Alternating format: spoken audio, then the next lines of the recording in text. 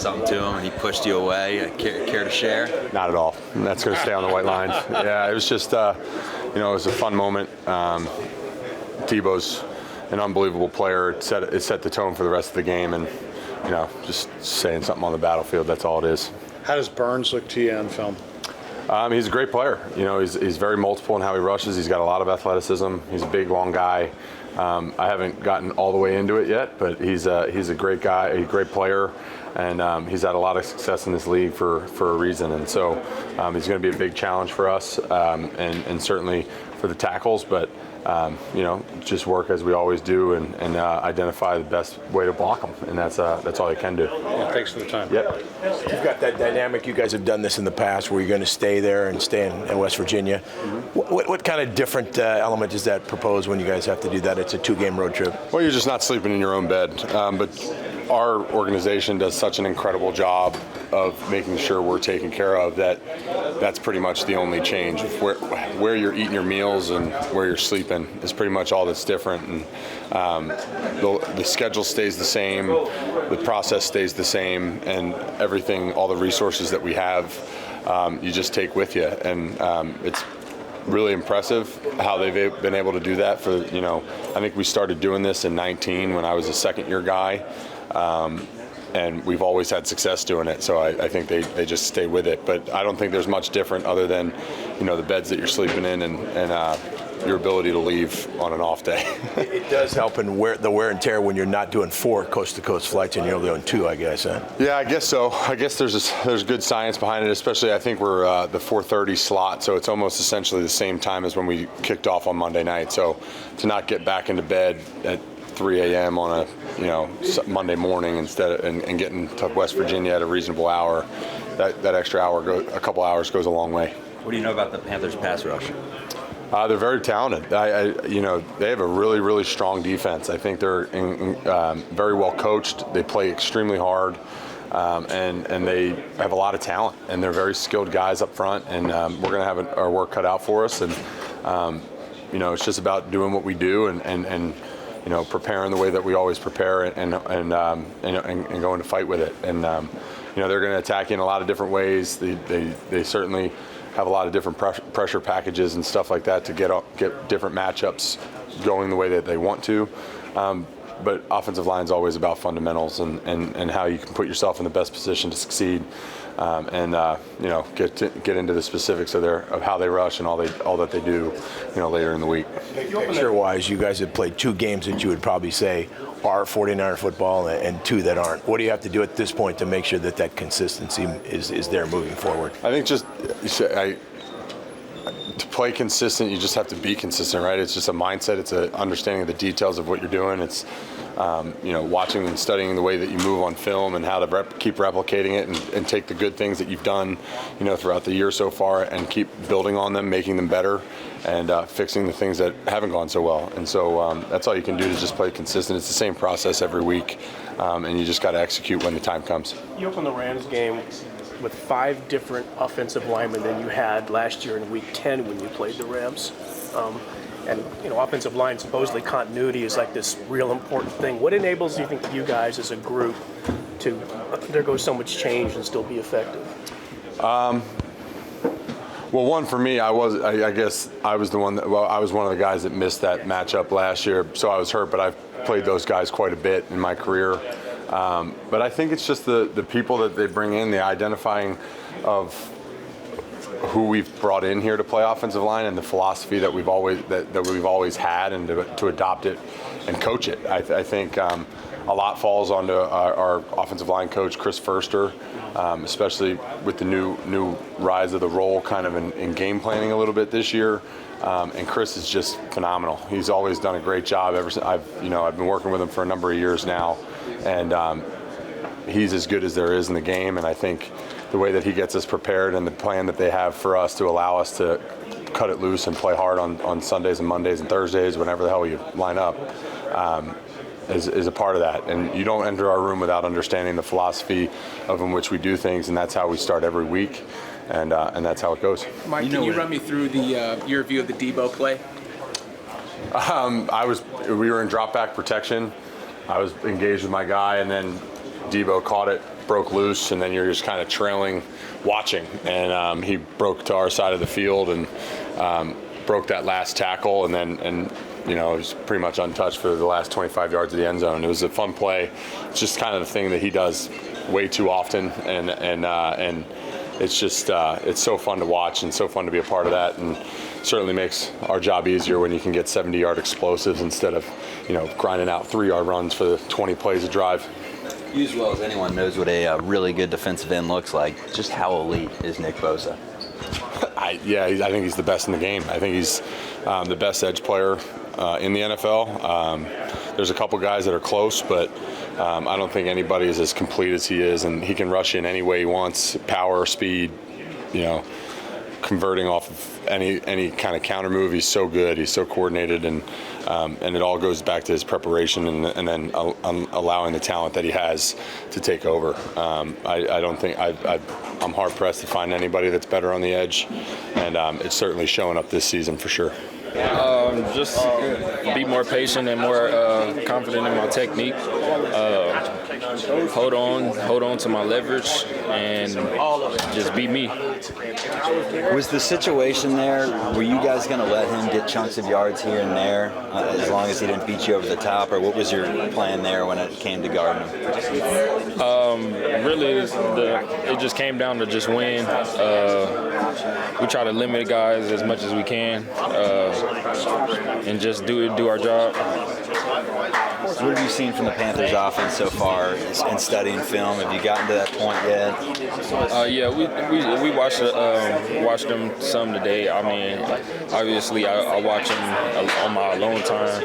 I see they got a great player, good quarterback. So we just got to lock in and do our job and come out and come ready to play. Can't take it lightly. Speaking of that quarterback, Baker Mayfield, I'm sure you've seen a lot of him over the years. What impresses you most about his game? His decision making, I would say. He got a good wide receiver group. Pretty good guys over there. Very talented. We just can't come out short, come out flat, and we just got to bring it to him. And then asking you about Nick Bosa, I asked McGlinchey earlier. He said he's the best defensive end in the league. Your takes on Nick Bosa? For sure, by far, best defensive player in the league. He's ridiculous. Just to see him work every day and he's so precise and so efficient. It's crazy. Catch yourself wondering even for a second. I know you don't put your interest in other guys' finances, but what are they going to have to pay him next year? Oh, the house. I guess his goal is a 20-piece. He's already at 6. This is crazy. Serious note. You went all 74 snaps and had some special teams work. So that's got to be the most extensive play you've gotten here in a game, because you were never off the field. How did you feel afterwards and the next day? I felt good. I was a little sore, but nothing to ice up couldn't fix. And I believe last year I played 90-some snaps. Really? against the Lions. Okay. Oh, that first game. Yeah, the first game. Right. It was You're out there a ton. welcome to the NFL game. Yeah. But at Oregon we used to play a lot of snaps, so it was kind of like we used to put up a lot of points, so it was kind of like it wasn't nothing new for me. I've done it before, so it was just I gotta rely on my technique a lot more. You were telling me last week that slot corner now was something you hadn't done, but now it feels like home, even more so now. That was a pretty solid game against a real good team. Oh yeah. I'm getting more comfortable and with everything, knowing my leverage, knowing where I'm supposed to be, knowing the type of angle I gotta take to make tackles. So now it's getting scary. Thanks for your time. That's a good point. There's a lot of guys on this team that are young and haven't had a lot of experience together. Every reason to think this team could get better every week, isn't it? Oh yeah, for sure. We always go into a game playing for each other. It's never about the team that we play. It's about us and here. So just as long as we got each other's back, we're going to always be straight. What do you think that has been the difference? You guys have played 2 games that were very typically what we would consider 49er football, 2 that have not been so much. What do you have to do moving forward to kind of get that consistency from game to game? Just bringing that firepower and everyone playing as a team. We all play for each other. That's when we at our best. And Monday was certainly something to build off of. I think. Yeah, for sure. That was just a starting point. Just enjoying this process, man, having fun, and that's how you end up where we're at right now. Obviously, it's a long season. 4 games don't define any team. Obviously, it's about how you continue to play meaningfully in November and December is where great defenses make them mark. You've played with a lot of good pass rushers. Where does Nick Bosa rank on that list? Man, he on the list of his own, man. Like you can't put him on the list, man. I think that he is one of the better players that I've played with, man. And I've been with Khalil Mack. And, I don't do the comparing thing, man. Like, if I had to say 1A, 1B, I won't tell y'all who 1B, who 1A. But those are some of the better players that I've ever played with, man. And obviously, Nick is just, he's not even scratching his prime yet, man. He's a young guy. So it's just to see his work ethic, to see him in person, man, it's something crazy to see. Like I said, I've been around great guys, man, and to see what he's done at such a young age, early in his career, I mean, Gold Jacket, Gold Jacket the guy already, man. I have a lot of respect for his game, though, for sure. You've been around a long time. What do you learn from the young guys, and what do they learn from you? Oh man, I try to feed off the energy, man. Before every possession, man. I kind of try to steal some of Huff's energy. The guy got a lot of energy, man. But obviously it's just about playing football. Just understanding where I fit in and what's my role and things like that. And anything. Those young guys, man, they come and pick my brain about things. That's what happens, man. When some of these guys was in high school when I was playing, when I was in my prime. So, Huff like 10 years younger than me. So, guys like that, man, obviously want to pick my brain and any knowledge that I can give him to the game that can make him play one step faster, man, than he already playing, man. It's my job to do that. And like I told him, he'll tell you, my job, I said, man, I want to just, if I can help you achieve any of your goals, man. I asked him his goals. He told me his goals. I said, man, I'm going to help you achieve those the best way I can, man. And obviously leaning on those guys, man, but I'm still learning as myself. So Huff know this defense better than most people. So I lean on him for that, man, and he lean on me for things, man. And it's just a blessing to be a part of something like that. Each of the last 2 games, you've had a big run up the middle. What's that feel like once you get through there? Oh man, it feels good. I mean, it's just like we're in the promised land now. You know what I mean? It's just go, man. And obviously this is a league where everybody is good, so rarely see space like that. So every opportunity you get it, man, you just gotta soak it in while it's there, because it don't last long. You call it action ball? Oh yes, most definitely. You know what I mean? Just get out there and run in open space. You get to strut out, open up, man. It's no greater feeling.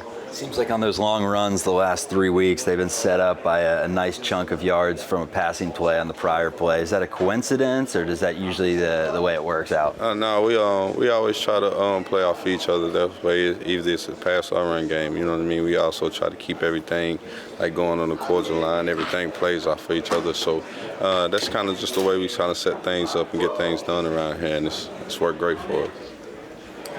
Jeff, I know one of the hallmarks of this locker room over the years is never get too high, never get too low. But that said, how does it feel to be able to head out on this road trip with a really solid win under your belt? Oh man, it feels great, especially coming off the week before. Everybody know that kind of taste, especially myself. You know what I mean? It was a rough week. Couldn't sleep. All of these plays just replaying in your head, and we couldn't do nothing but wait till Monday to get it out. And obviously, not only myself, but it's probably other players on the team that felt that they could have did a lot more things to help us pull that game out in Denver. So it was just more so of that, and guys knowing, hey, it's time to go and get this thing rolling. You know what I mean? Because we got everything we need. We just got to execute. Looking ahead to the Panthers, what stands out to you about that defensive unit? Their style, especially those guys up front, they're thick, you know what I mean? They got good edge rushers, good edge setters, you know what I mean? So, like I said, it's going to come back, and we got to really be on our details and really hone in on the assignments that we got at task, because those guys are good, and they're one of the top defense. I mean, we go to each game with an idea of what we want to get done.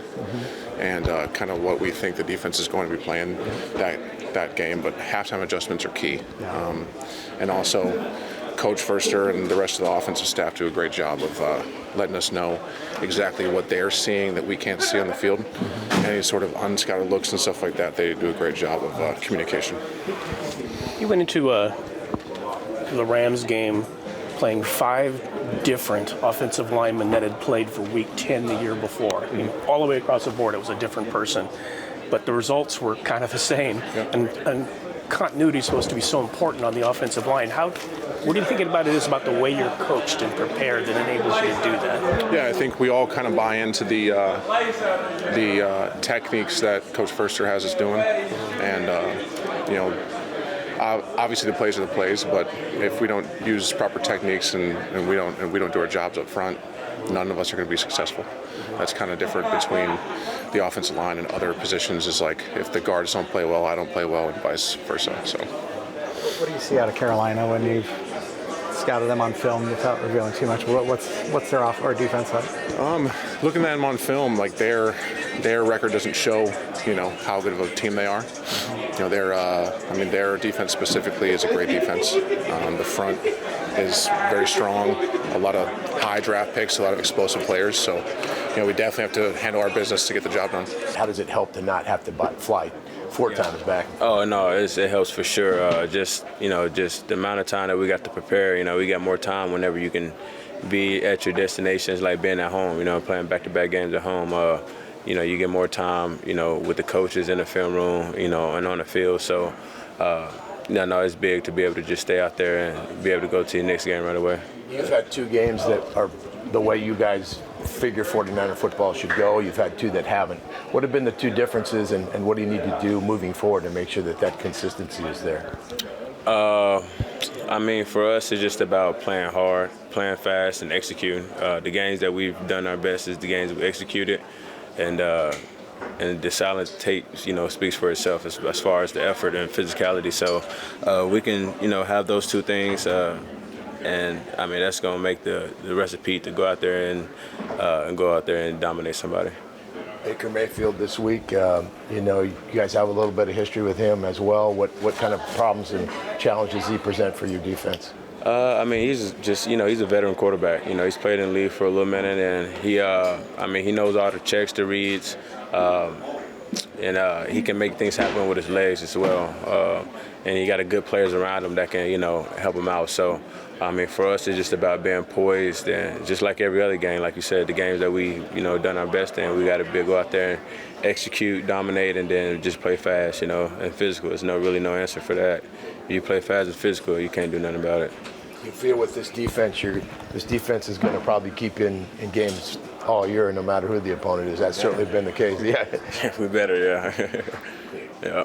I saw you having a little conversation with the referee after some plays where it looked like you were kind of blatantly held. What kind of feedback do you get from officials during games? I just think it was only one time where I said something to him. I forget. I don't think he understood me. But I don't know. It was just one that was kind of obvious, and he was looking downfield instead of where he should have been looking. So he didn't understand you? Yeah, I said he tackled me, and I think he said something like he could do that. I was like, all right, you must have not heard me. What do you do with the frustration from that? Like, do you just move on from it, or do you use it to motivate you? Like, how do you kind of work past that when that's happening? Just keep going. You think that an experience thing, that the longer you're in the league, the more calls you might be able to get? I don't know.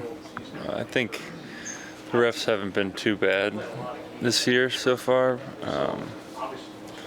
But I think the Rams just get away with a lot of them. There was one play where, I forgot whose sack it was, that you were low and you had a chance to grab the quarterback around the legs, and it probably would have been a foul, but you kind of backed off. Do you find yourself doing that a lot now?